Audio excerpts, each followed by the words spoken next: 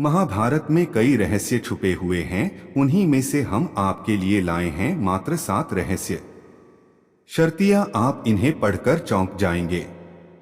एक डॉट पहला रहस्य, हर योद्धा किस न किसी का अवतार या था दिव्य पुत्र।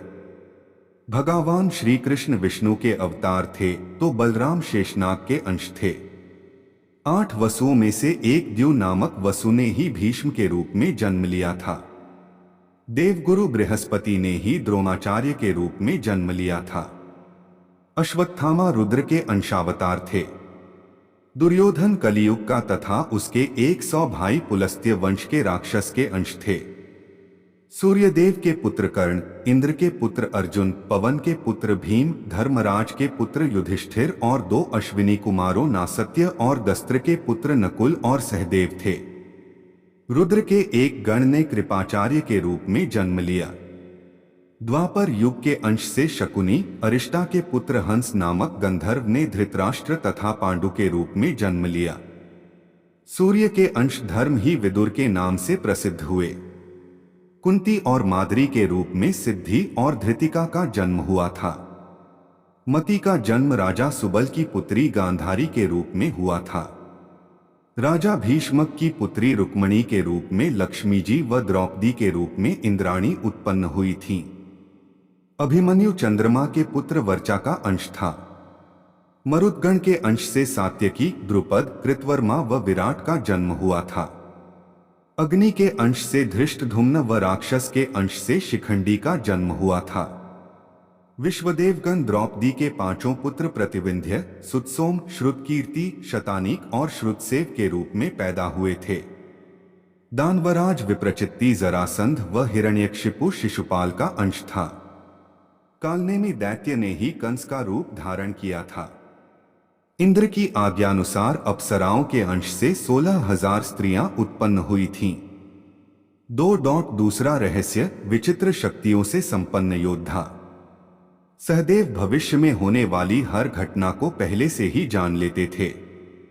बर्बरीक दुनिया का सर्वश्रेष्ठ धनुर्धर थे। बर्बरीक के लिए 3 बाण ही काफी थे, जिसके बल पर वे कौरवों और पांडवों की पूरी सेना को समाप्त कर सकते थे। लेकिन श्री कृष्ण युद्ध के पहे ही उसे भी ठिकाने लगा दिया। संजय आज के दृष्टिकोण से वे टेलीपैथिक विद्या में पारंगत थे। कहते हैं कि गीता का उपदेश 2 लोगों ने सुना, एक अर्जुन और दूसरा संजय। गुरु द्रोणाचार्य के पुत्र अश्वत्थामा हर विद्या में पारंगत थे। वे चाहते तो पहले दिन ही युद्ध का अंत कर सकते थे, लेकिन कृष्ण ने ऐसा कभी होने नहीं दिया। कर्ण से यदि कवचकुंडल नहीं हथियाए होते, यदि कर्ण इंद्र द्वारा दिए गए अपने अमोघ अस्त्र का प्रयोग घटोत्कच पर न करते हुए अर्जुन पर करता, तो आज भारत का इतिहास और धर्म कुछ और होता। भीम में 1000 हाथियों का बल था। युद्ध में भीम से ज्यादा शक्तिशाली उनका पुत्र घटोत्कच ही था। घटोत्कच का पुत्र बर्बरीक था।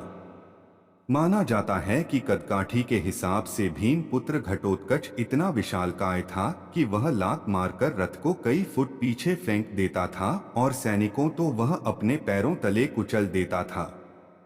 शांतनुगंगा के पुत्र भीष्म का नाम देवव्रत था।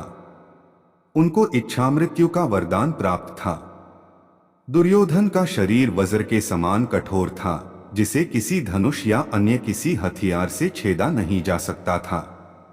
लेकिन उसकी जांघ श्री कृष्ण के छल के कारण प्राकृतिक ही रह गई थी। जरासंध का शरीर 2 फाड़ करने के बाद पुनः जुड़ जाता था। तब श्री कृष्ण ने भीम को इशारों में समझाया कि 2 फाड़ करने के बाद दोनों फाड़ को एक दूसरे की विपरीत दिशा में फेंक दिया जाए। तीसरा रहस्य, महाभारत में न तो कौरवों ने युद्ध लड़ा और न पांडवों ने। आपको यह जानकर आश्चर्य होगा कि महाभारत में न तो कौरवों ने युद्ध लड़ा और न ही पांडवों ने। कौरव उसे कहते हैं जो कुरुवंश का हो। कुरुवंश के अंतिम योद्धा भीष्म ही थे। धृतराष्ट्र के पुत्र कौरव और पांडु के पुत्र पांडव कहलाए, जबकि पांडु का कोई पुत्र नहीं था। पांडु पत्नी कुंती और माद्री ने देवताओं का आह्वान किया था, जिससे उन्हें 5 पुत्र उत्पन्न हुए थे। दूसरी ओर 100 कौरवों का जन्म वेद व्यास की कृपा से हुआ था। यह भी विदित हो कि वेद व्यास के पिता की कृपा से ही अंबिका से धृतराष्ट्र और अंबालिका से पांडु का जन्म हुआ, जबकि एक दासी से विदुर का जन्म हुआ था। चौथा रहस्य, रहस्यमय जन्म। महाभारत में किसी भी व्यक्ति का सामान्य रूप में जन्म नहीं हुआ। श्री कृष्ण का जन्म जहां कारावास में बहुत कठिन परिस्थितियों में हुआ, वहीं उससे पूर्व भीष्म का जन्म गंगा की शर्त के उल्लंघन स्वरूप हुआ।